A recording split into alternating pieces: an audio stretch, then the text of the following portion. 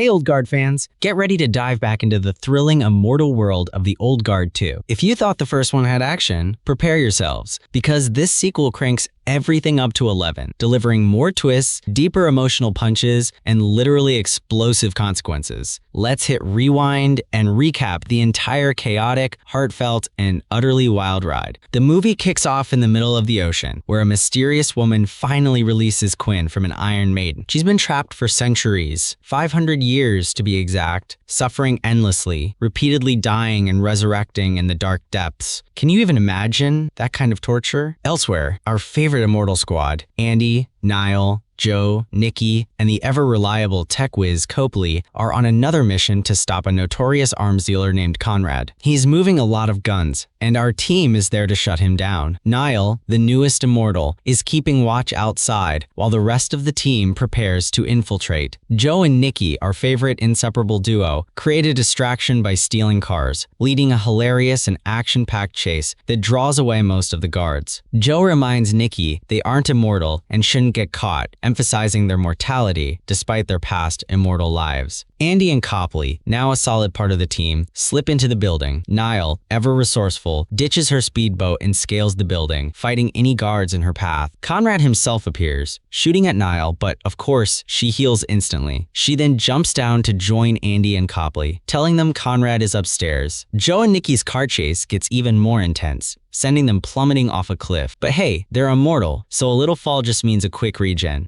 The trio of Andy, Niall, and Copley corners Conrad, shooting him until he finally falls and dies. Mission accomplished. The weapons are collected by the CIA. Later, the team is celebrating, enjoying a rare moment of peace. But just as Andy admits she's genuinely happy and at peace for the first time in a long while, Copley gets a call from his CIA contact. Turns out, Conrad wasn't the big bad buyer. He was just a middleman, a conduit for a mysterious woman. Copley shows them a photo, and Niall's eyes widen. She recognizes the woman from her recent dreams. In these dreams, Niall sees the woman in an ancient, book-filled library, hurting a man and stealing books. This immediately sets off alarm bells for Andy, who promises Niall they'll figure it out. Meanwhile, in Paris, Booker, who was exiled for 100 years after betraying the team in the last movie, stumbles back to his apartment, completely drunk. He was supposed to be exiled for 100 years, but apparently, exile in Paris just means very, very drunk and easy to kidnap. Guess who's waiting for him? None other than Quinn. She demands to know Andy's whereabouts before capturing him. Booker, still loyal despite his exile, claims he doesn't know. Quinn reveals her bitter anger and disappointment. She thought Andy was trapped in a hell similar to her own Iron Maiden torment, only to discover Andy had been free for 500 years.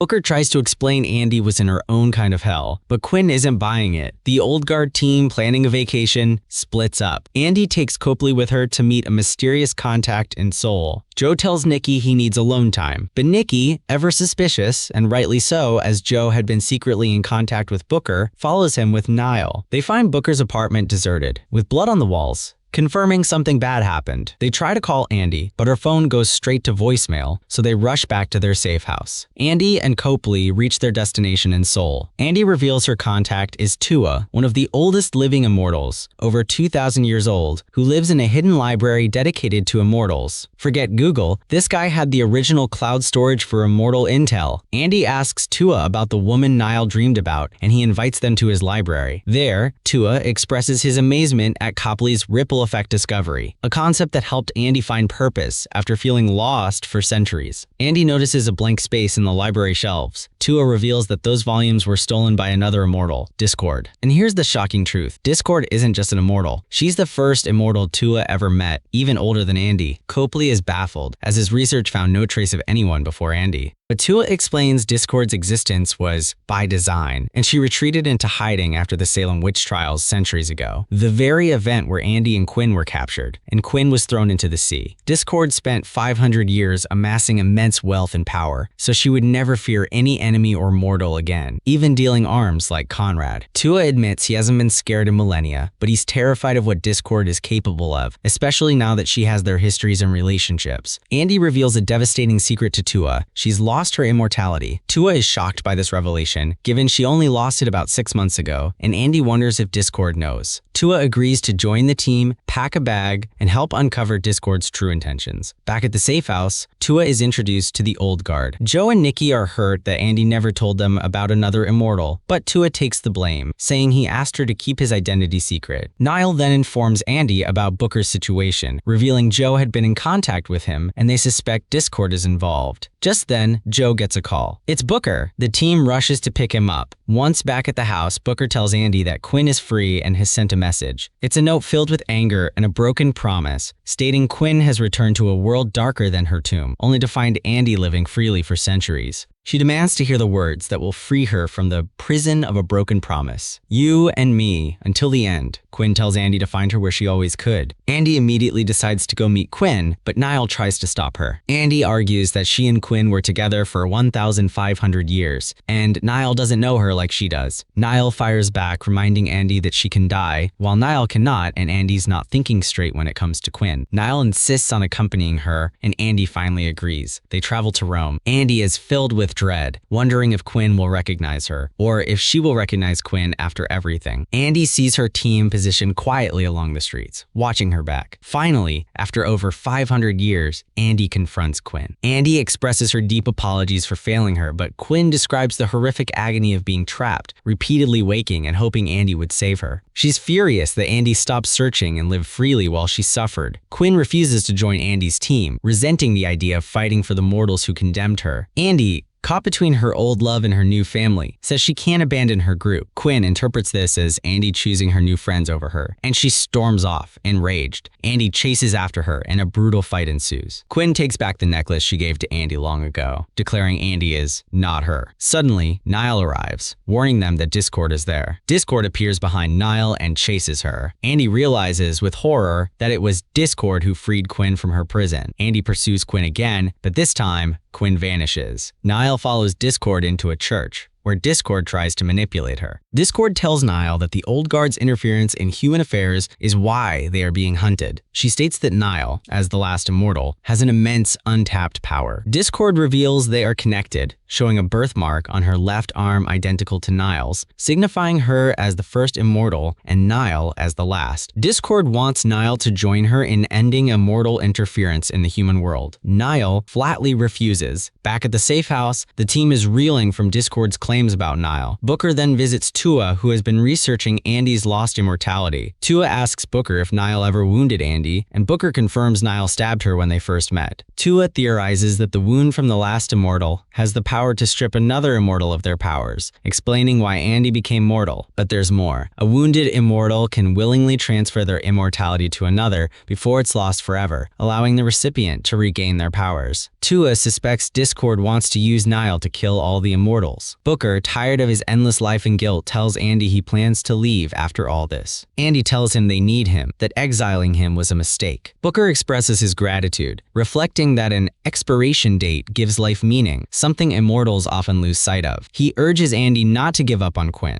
Later, Booker finds Niall training and asks to spar. Tua, observing, realizes Booker's intention. He joins the sparring, and Booker intentionally gets wounded by Niall's blade. He tells Tua he can feel himself not healing. It worked! His immortality is gone. Tua reminds him he must give it willingly to Andy. Booker goes to Andy's room and, without her full knowledge, quietly gives his immortality to her. Andy still thinks she's mortal, but Booker has made his choice. Meanwhile, Discord asks Quinn how she can help, and Quinn's chilling reply, "I want everyone to suffer." So basically, Discord's master plan involved a lot of kidnapping, a nuclear bomb, and some very confusing immortality transfer rules. Sounds like a Tuesday for an ancient immortal, honestly. Copley gathers the team in the library. He's found intel on a nuclear facility in Indonesia, privately owned by the Chinese, where Quinn and Discord have planted a bomb. If detonated, it could irradiate the entire area and kill 10 million people. Copley also reveals shaped charges have been rigged throughout the facility to incapacitate immortals. Niall realizes it's a trap, but Andy insists they must go, trap or not, because a bomb is a bomb. Joe admits to Nikki he's scared, but they push forward together, their bond transcending even immortality. The team arrives at the nuclear facility. Copley guides them from a surveillance van, advising against firearms due to the bomb. They encounter no initial resistance, which makes them suspicious. As they get closer to the core, they face Discord's Black Ops team, engaging in intense hand-to-hand combat to avoid using guns. Copley directs Tua, Joe, and Nikki to the control room, but they're ambushed by liquid nitrogen gas, incapacitating them, and are quickly sealed in body bags. Copley too is ambushed and goes silent on comms, because nothing says we're serious about taking over a nuclear facility like a good old-fashioned liquid nitrogen bath, right? Andy tries to reach them on comms to no avail. Andy is attacked by 2 soldiers, but Booker arrives just in time to rescue her. As they escape, Booker notices Andy's wounds healing. She's immortal again. He explains he gave his immortality to her. The doors begin to open and close, trying to split them up. Booker tells Andy he has his expiration date now, and that she still has a purpose. He removes the weapon, keeping a door open, and makes his final stand, fighting off Discord's men. He kills them all, but sustains too many wounds and dies. His death a heartbreaking sacrifice for Andy. Niall regains consciousness and finds Quinn in the core room. A fierce fight breaks out. Niall wounds Quinn, and both are shocked. Quinn isn't healing. She's lost her immortality too. Just then, Discord stabs Niall and captures her. Andy searches for her captured teammates, but finds Quinn, wounded and holding the bomb's detonator. Andy, seeing the blood, manages to talk Quinn out of blowing up the facility, appealing to their past and love. Quinn finally relents, dropping the detonator. Andy hears a helicopter and rushes outside. She leaps onto the helicopter Discord is in, pushes Discord out, and they engage in a brutal aerial fight. During the struggle, Andy realizes Discord is mortal too. She's not healing. Discord reveals her true selfish plan. She lost her own immortality and wants Niall to strip the powers from the other immortals and transfer them all to her. She doesn't plan to give Niall a choice, threatening torture. Andy vows to come for her friends, but Discord boasts she'll be immortal by then. Discord slashes Andy's ankles, stabs her, and escapes in the helicopter. The movie ends with Andy and the now mortal Quinn back at Tua's library. Andy relentlessly studies the history of immortals, searching for answers while caring for Quinn. Eventually, Quinn, softened by recent events and her own mortality, agrees to join Andy on her mission to rescue the captured team members. The journey ahead will be long and arduous, but these 2 formidable women, reunited and with a new purpose, are ready to face whatever comes next. This ending makes it very clear. There's definitely a part 3 coming. The emotional stakes are higher, the betrayals hit harder, and the fight for immortality just got a whole lot more personal. What did you think of the new revelations? Let us know in the comments below, and don't forget to like, share, and subscribe for more epic movie recaps. Until next time, stay awesome.